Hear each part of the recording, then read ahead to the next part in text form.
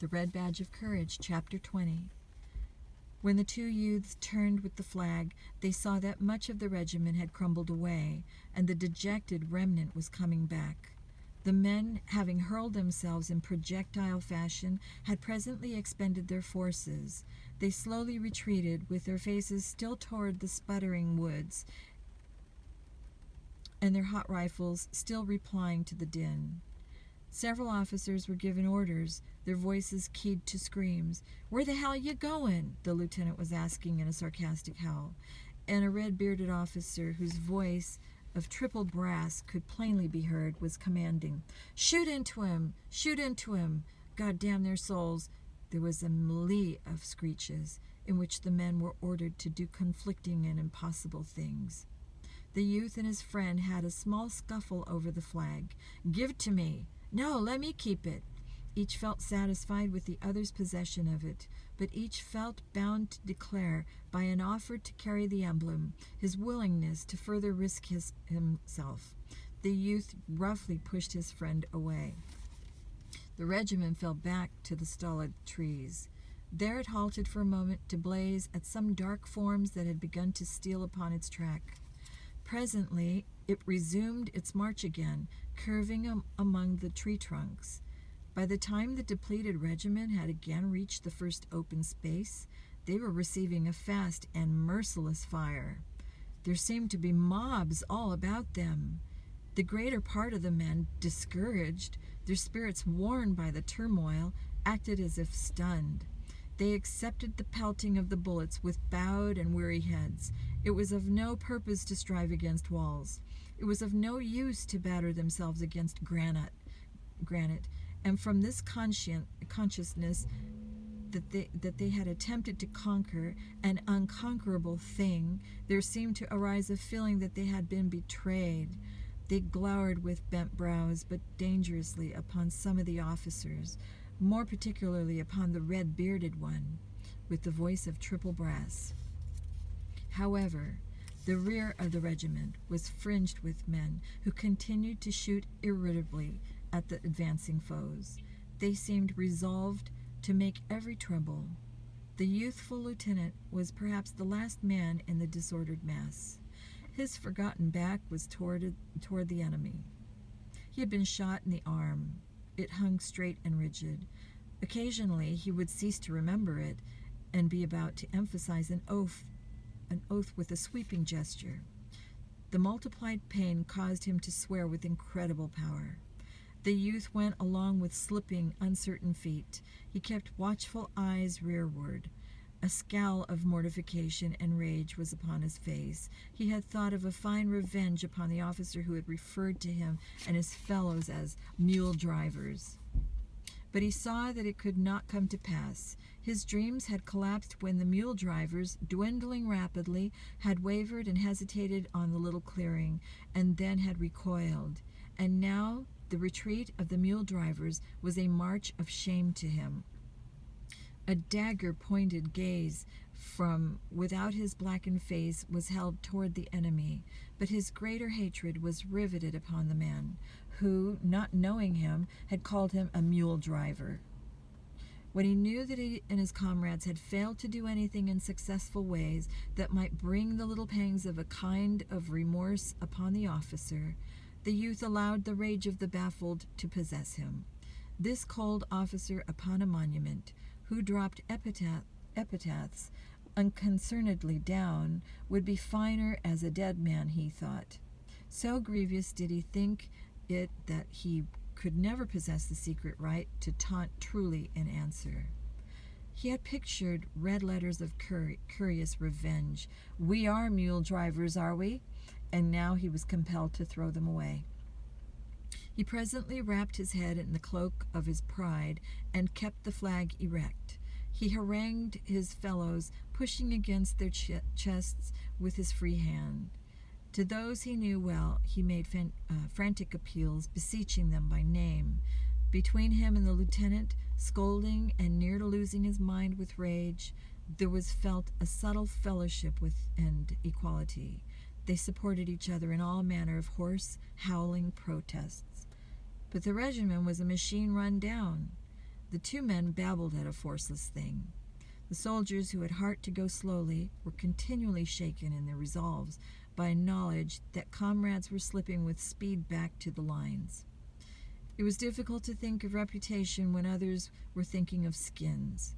Wounded men were left crying on this black journey. The smoke fringes and flames blustered always. The youth, peering once through a sudden rift in a cloud, saw a brown mass of troops, interwoven and magnified until they appeared to be thousands. A fierce-hued flag flashed before his vision. Immediately, as if the uplifting of the smoke had been prearranged, the discovered troops burst into a rasping yell, and 100 flames jetted toward the retreating band. A rolling gray cloud again interposed as the regiment doggedly replied. The youth had to depend again upon his misused ears, which were trembling and buzzing from the melee of musketry and yells. The way seemed eternal. In the clouded haze, men became panic-stricken with the thought that the regiment had lost its path and was proceeding in a perilous direction. Once the men who headed the wild procession turned and came pushing back against their comrades, screaming that they were being fired upon from points which they had considered to be toward their own lines. At this cry, a hysterical fear and dismay beset the troops. A soldier who heretofore had been ambitious to make the regiment into a wise little band that would proceed calmly amid the huge appearing difficulties, suddenly sank down and buried his face in his arms with an air of bowing to a doom. From another, a shrill lamentation rang out, filled with profane allusions to a general. Men ran hither and thither, seeking with their own eyes roads of escape. With serene regularity, as if controlled by a schedule, bullets buffed into men. The youth walked stolidly into the midst of the mob, and with his flag in his hands took a stand as if expected an attempt to push him to the ground. He unconsciously assumed the attitude of the color-bearer in the fight of the preceding day. He passed over his brow and a hand that trembled. His breath did not come freely. He was choking during this small wait for the crisis. His friend came to him. "Well, Henry, I guess this is it. Goodbye." "John, oh, shut up, you damned fool," replied the youth, and he would not look at the other. The officers labored like politicians to beat the mass into a proper circle to face the menaces. The ground was uneven and torn. The men curled into depressions and fitted themselves snugly behind whatever would frustrate a bullet. The young noted with vague surprise that the lieutenant was standing mutely with his legs far apart and his sword held in the manner of a cane. The youth wondered what had happened to his vocal organs that he had no more cursed. There was something curious in this little intent pause of the lieutenant. He was like a babe which, having wept its fill, raised its eyes and fixes them upon a distant toy. He was engrossed in his contemplation, and the soft underlip quivered from self-whispered words. Some lazy and ignorant smoke curled slowly.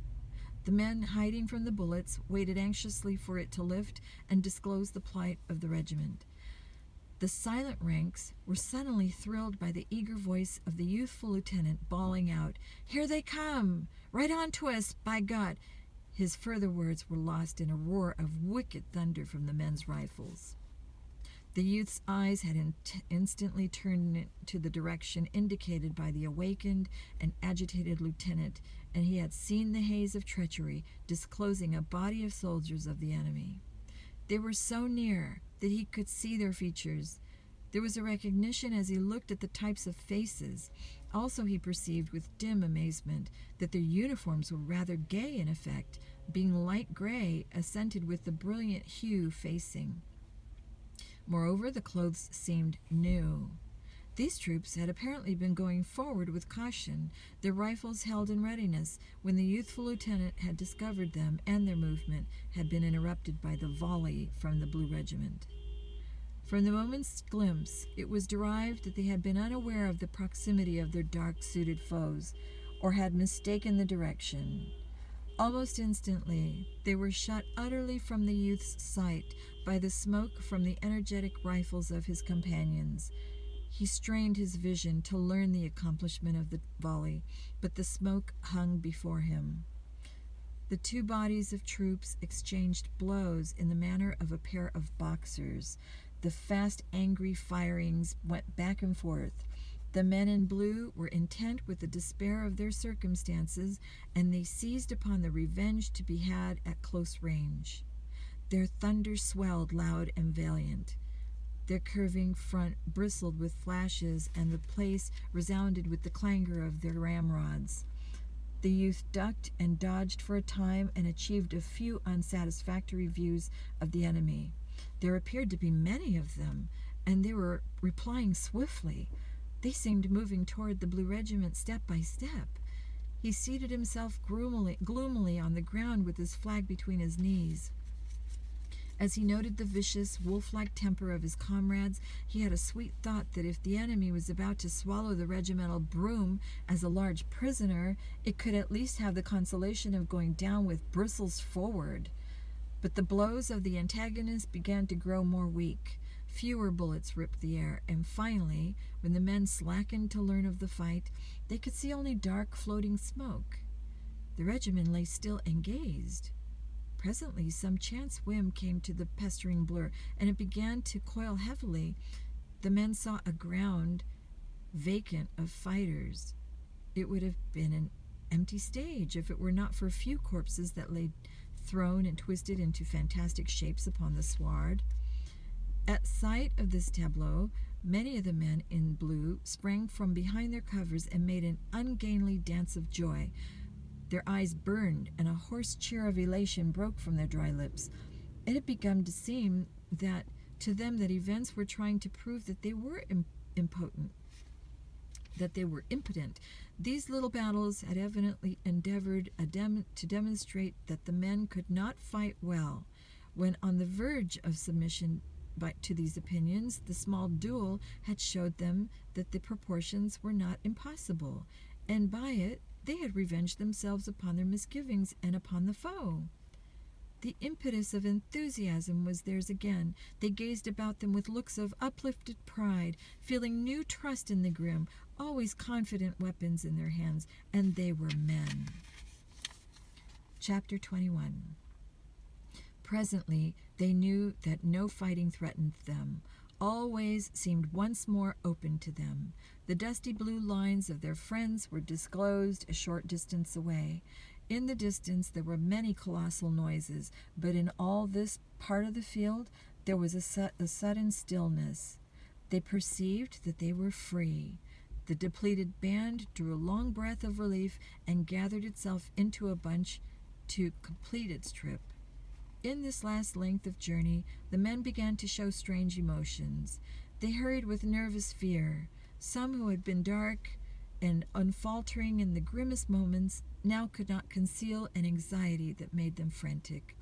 It was perhaps that they dreaded to be killed in insignificant ways after the times for proper military deaths had passed, or perhaps they thought it would be too ironical to get killed at the portals of safety. With backward looks of perturbation,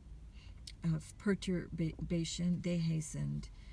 As they approached their own lines, there was some sarcasm exhibited on the part of a gaunt and bronzed regiment that lay resting in the shade of trees. Questions were waffled to them. Where the hell have you been?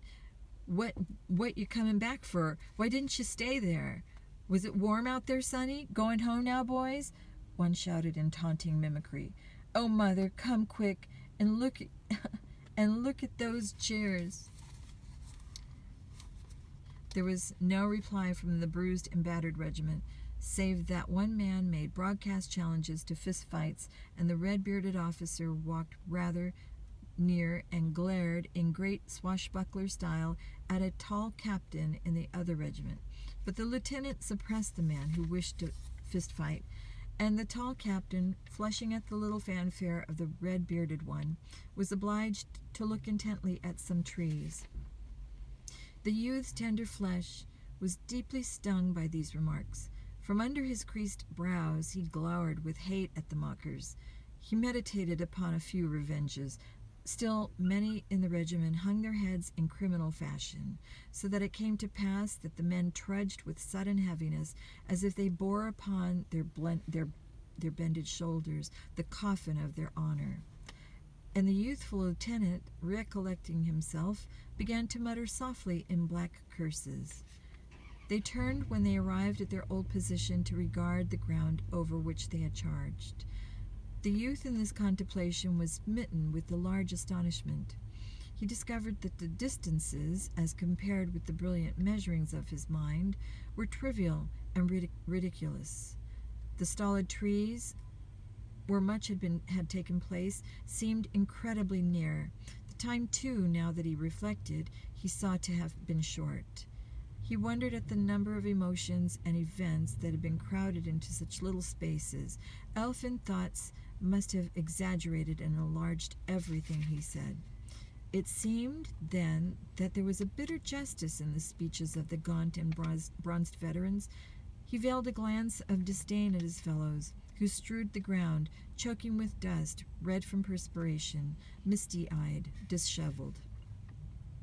They were gulping at their canteens, fierce to wring every mite of water from them, and they polished at their swollen and watery features with coat sleeves and bunches of grass. However, to the youth there was a considerable joy in musing upon his performances during the charge. He had had very little time previously in which to appreciate himself, so that there was now much satisfaction in quietly thinking of his actions. He recalled bits of color that in the flurry had stamped themselves unawares upon his engaged senses. As the regiment lay heaving from its hot exertions, the officer who had named them as mule drivers came galloping along the line. He had lost his cap. His tousled hair streamed wildly, and his face was dark with vexation and wrath. His temper was displayed with more clearness by the way in which he managed his horse. He jerked and wrenched savagely at his bridle, stopping the hard-breathing animal with a furious pull near the colonel of the regiment. He immediately exploded in reproaches which came unbidden to the ears of the men. They were suddenly alert, being always curious about black words between officers. "Oh, thunder, McChesney, what an awful bull you made of this thing," began the officer. He attempted low tones, but his indignation caused certain of the men to learn the sense of his words. "What an awful mess you made. Good Lord, man, you stopped 100 feet this side of a very pretty success. If your men had gone 100 feet farther, you would have made a great charge, and as it is, what a lot of mud diggers you've got anyway." The men, listening with bated breath, now turned their curious eyes upon the colonel. They had a ragamuffin interest in this affair. The colonel was seen to straighten his form and put one hand forth in oratorical fashion. He wore an injured air. It was as if a deacon had been accused of stealing. The men were wiggling in an ecstasy of excitement. But of a sudden, the colonel's manner changed from that of a deacon to that of a Frenchman. He shrugged his shoulders. "Oh, well, General, we went as far as we could," he said calmly. "As far as you could? Did you? By God!" snorted the other. "Well, that wasn't very far, was it?" he added, with the glance of cold contempt into the other's eyes. "Not very far, I think. You were intended to make a diversion in favor of Whiterside. How well you succeeded your own ears can now tell you." He wheeled his horse and rode stiffly away. The colonel, bidden to hear the jarring noises of an engagement in the woods to the left, broke out in vague damnations. The lieutenant, who had listened with an air of impotent rage to the interview, spoke suddenly in firm and undaunted tones. "I don't care what a man is, whether he is a general or what. If he says the boys didn't put up a good fight out there, he's a damned fool." "Lieutenant," began the colonel severely, "this is my own affair, and I'll trouble you." The lieutenant made an obedient gesture. "All right, Colonel, all right," he said. He sat down with an air of being content with himself. The news that the regiment had been reproached went along the line. For a time, the men were bewildered by it. "Good thunder!" they ejaculated, staring at the vanishing form of the general. They conceived it to be a huge mistake. Presently, however, they began to believe that in truth their efforts had been called light. The youth could see this conviction weigh upon the entire regiment until the men were like cuffed and cursed animals, but withal rebellious. The friend with the grievance in his eye went to the youth. "I wonder what he does want," he said. "You must think we went out there and played marbles. I never seen such a man." The youth developed a tranquil philosophy for these moments of irritation. "Oh, well," he rejoined, "you probably didn't see nothing at all, and got mad as blazes, and concluded we were a lot of sheep just because we didn't do what he wanted done. It's a pity old Grandpa Henderson got killed yesterday. He'd have known that we did our best and fought good. It's just our awful luck, that's all." "I should say so," replied the friend. He seemed to be deeply wounded at an injustice. "I should say we did have awful luck. There's no fun in fighting for people when everything you do, no matter what, it ain't done right. I have a notion to stay behind next time and let him take charge and go to the devil with it." The youth spoke soothingly to his comrade. "Well, we both did good. I like to see the fool what say we both didn't do as good as we could." "Of course we did," declared the friend stoutly. "And I'd break the feller's neck if he was as big as a church. But we're all right now, anyhow, for I heard one feller say that we two fit the best in the regiment, and they had a great argument about it. Another feller, of course, he hadn't up and say it was a lie. He's seen all what was going on, and he has never seen us from the beginning to the end, and a lot more struck in as says it wasn't a lie. We did fight like thunder, and they did give us quite a send-off. But this is what I can't stand. These everlasting old soldiers tittering and laughing, and then that general, he's crazy." The youth exclaimed with sudden exasperation, "He's a lunkhead. He makes me mad. I wish he'd come along the next time. We'd show him." He ceased because several men had come hurrying up. Their faces expressed a bringing of great news. "Oh, Flem, ye just oughta heard," cried one eagerly. "Heard what?" said the youth.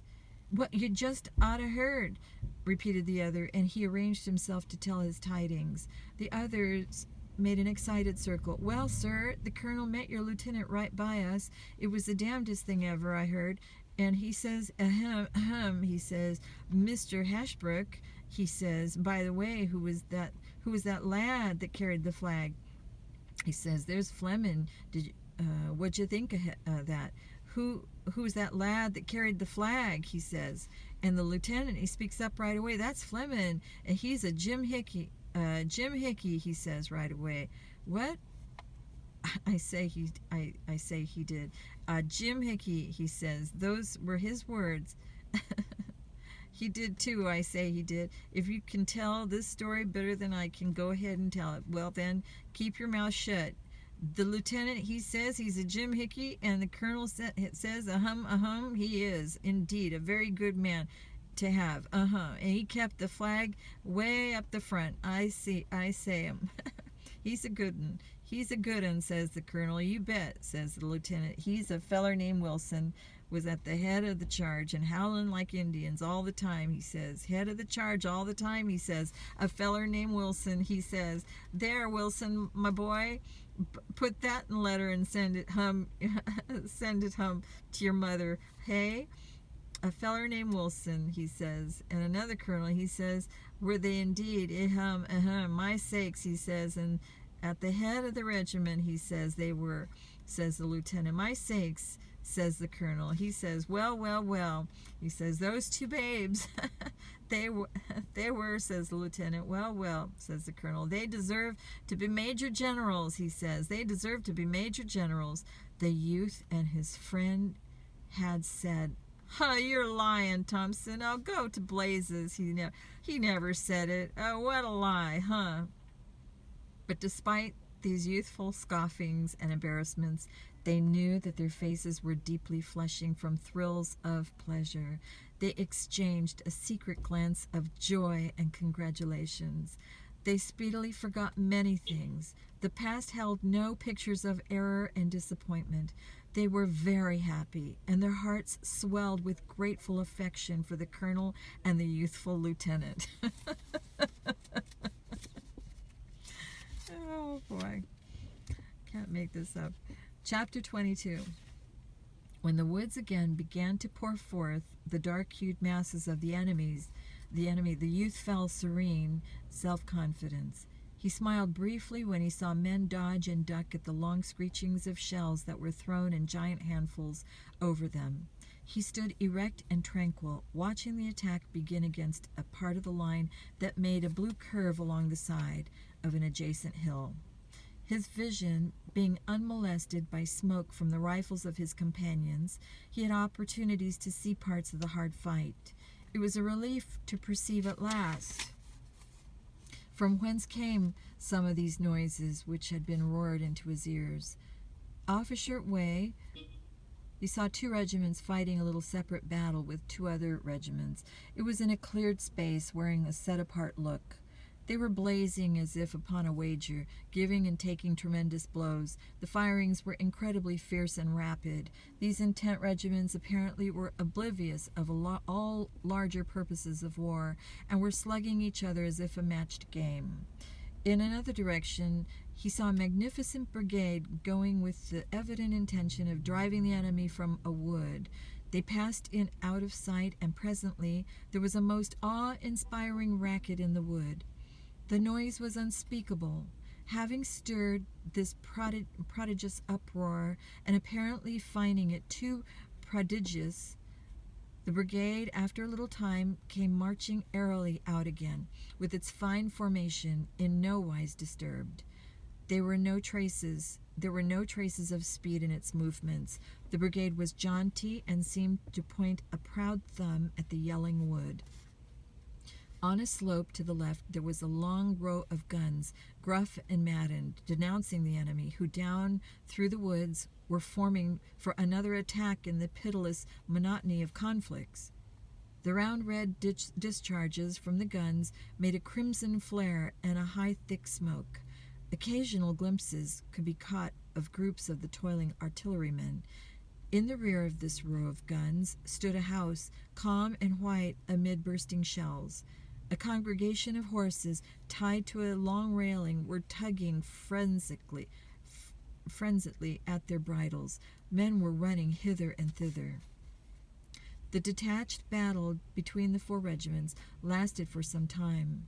There chanced to be no interference, and they settled their dispute by themselves. They struck savagely and powerfully at each other for a period of minutes, and then the lighter-hued regiments faltered and drew back, leaving the dark blue lines shouting.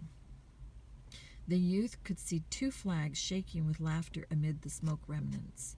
Presently there was a stillness pregnant with meaning. The blue lines shifted and changed in trifle and stared expectantly at the silent woods and fields before them. The hush was solemn and church-like, save for a distant battery that, evidently unable to remain quiet, sent a faint rolling thunder over the ground. It irritated, like the noises of unimpressed boys. The men imagined that it would prevent their perched ears from hearing the first words of the new battle. Of a sudden, the guns on the slope roared out a message of warning. A sputtering sound had begun in the woods. It swelled with amazing speed to a profound clamor that involved the earth in noises. The splitting crashes swept across the lines until an interminable roar was developed. To those in the midst of it, it became a din fitted to the universe. It was the whirring and thumping of gigantic machinery, complications among the smaller stars. The youth's ears were filled up